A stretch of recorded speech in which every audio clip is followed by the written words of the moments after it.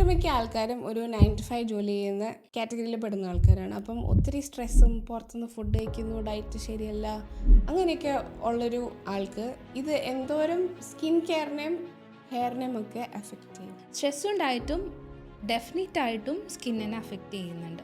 സ്ട്രെസ്സിൻ്റെ കാര്യം വരുവാണെന്നുണ്ടെങ്കിൽ ഇപ്പോൾ work stress ആയിക്കോട്ടെ, ഫാമിലി റിലേറ്റഡ് ഇഷ്യൂ ആയിക്കോട്ടെ, എന്ത് കാരണങ്ങൾ കൊണ്ട് നിങ്ങൾ സ്ട്രെസ് ഉണ്ടെന്നുണ്ടെങ്കിൽ നിങ്ങൾക്ക് ഹോർമോൺ ഇംബാലൻസ് ഉണ്ടാകും. ഹോർമോൺ ഇംബാലൻസ് ഉണ്ടായിക്കഴിഞ്ഞാൽ ഡെഫിനറ്റ്ലി നിങ്ങൾക്ക് സ്കിന്നിൽ ബ്രേക്ക് ഔട്ട്സ് വരും. കാരണം ഹോർമോൺ ഇംബാലൻസ് വന്നു കഴിഞ്ഞാൽ ഓയിൽ പ്രൊഡക്ഷനിൽ ബാലൻസ് തെറ്റും, അങ്ങനെ ബ്രേക്ക് ഔട്ട്സ് വരും.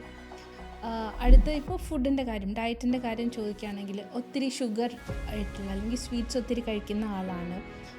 ചില ആളുകൾക്ക് കണ്ടിട്ടുണ്ട് പാല് അല്ലെങ്കിൽ പാലിൻ്റെ മിൽക്ക് പ്രോഡക്ട്സ് യൂസ് ചെയ്യുന്ന സമയത്ത് ബ്രേക്ക് ഔട്ട്സ് വന്ന് കണ്ടിട്ടുണ്ട്. കൂടാതെ നമ്മളിപ്പോൾ ഒത്തിരി പ്രോസസ്ഡ് ഫുഡൊക്കെ കഴിക്കുന്ന ആളുകളാണെന്നുണ്ടെങ്കിലും സ്കിന്നിലും ബ്രേക്ക് ഔട്ട്സ്, ആക്നെയൊക്കെ വരുന്നത് കോമൺ ആയിട്ട് കണ്ടുവരുന്നത്.